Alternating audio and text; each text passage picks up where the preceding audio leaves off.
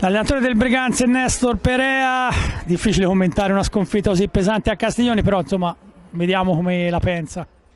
Sì, sappiamo che è una partita molto combattuta, peccato perché abbiamo lavorato tutta la settimana per giocare una partita bellissima e non abbiamo fatto niente in pista e niente, non si può dire niente.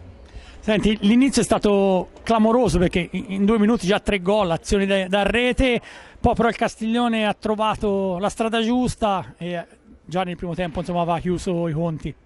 Sì, sì, per questo te dico che noi volevamo fare una partita bella, non si può, complimenti per il Castiglione perché hanno trovato una squadra bene e hanno giocato meglio che noi, complimenti per il Castiglione e una vittoria totalmente meritata.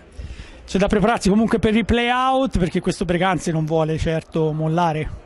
No, no, mai mollare.